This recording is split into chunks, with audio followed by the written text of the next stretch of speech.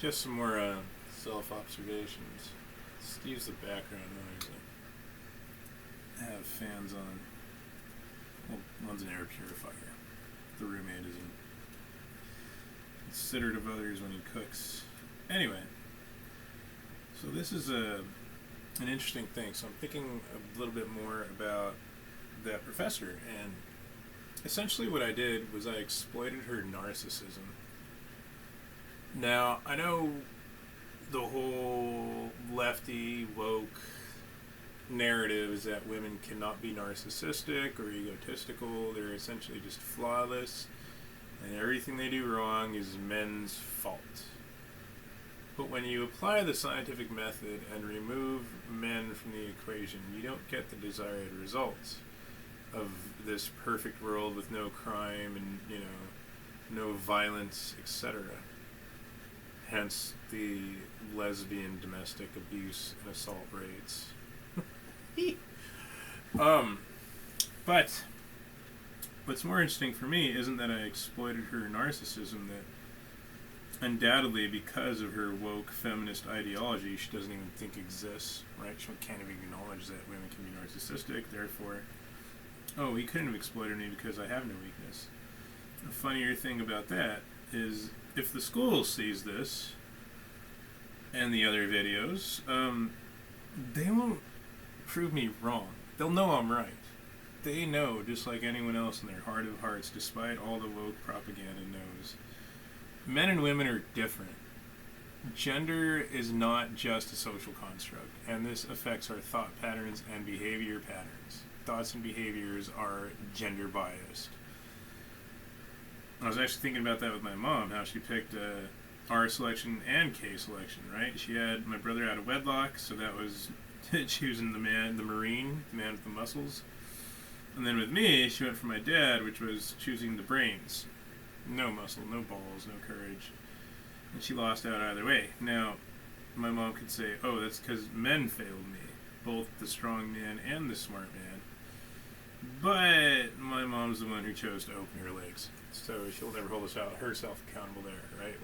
Women are allergic to accountability. Therefore, the school will just say, oh, you're in the wrong for being right. Which wouldn't be the first time, hilariously enough. But how I got to that combination of those two words, exploitable narcissism, is an interesting one. So, in that cannabis-induced psychosis from the involuntary exposure from the neighbors, one of the ways that my psychosis manifested, excuse me, is by doing face swap apps. I've done hundreds and hundreds of videos, and they're really fun because you could take ugly women, butter faces basically, like good bodies but shitty faces, and swap their faces out with prettier faces.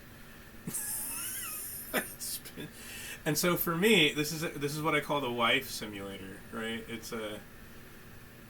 It's like this fantasy where I get to come home and this.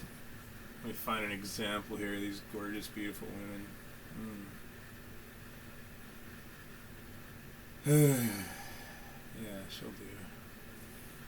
And a woman like this is waiting for me at home with dinner ready. Oh, I could turn up the camera, turn up the camera's pixels, but that hurts the file size gets too big and it's harder to upload and share and all that.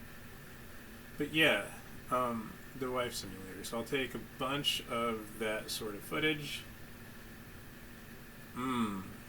Like this one where, this is my wife and this is my wedding day. Yeah. And I will stitch it all together and add that song, Whoa,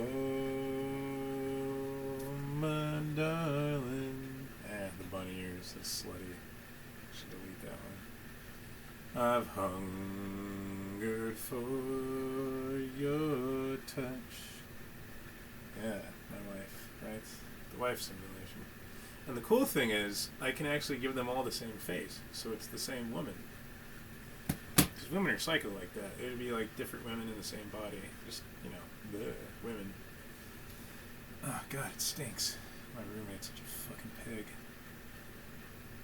Anyway, sorry, it's distracting as shit. Excuse me 1 second.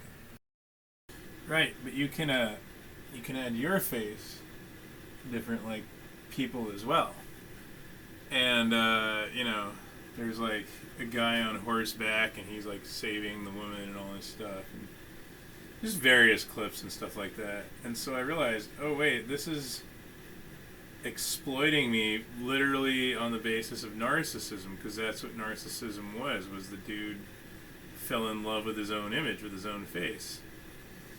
And somehow, so this is where madness can produce genius, right? Not that this is necessarily genius, but to the average American IQ this is. I then questioned, oh, she's hot. I then questioned, weird. Why are Asian chicks weird?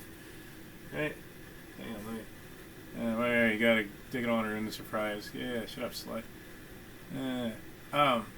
There you go. So you have some, Asian girl dancing, ching chong, ping pong gook, and then boom, all of a sudden she's a white European blonde woman with like white European castle culture. Anyway, narcissists. And I realized that a lot of America is being exploited through narcissism, right? Exploitable narcissism. And so I actually created a poll on Gab where I said, what best defines America? Defiant retardation, or exploitable narcissism, or it's being exploited through defiantly retarded narcissism.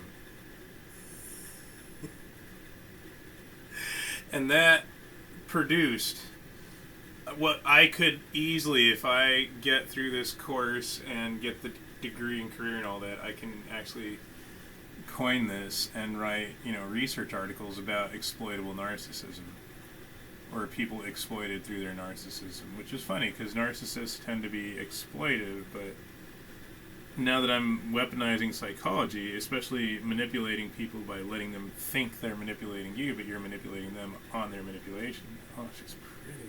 Oh, look at that boob. Oh,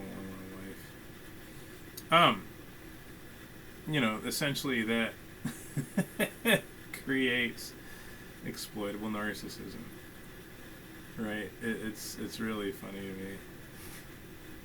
Huh. I wonder if they'll let me stick Hitler's face on some of these videos. Oh, that'd be too funny.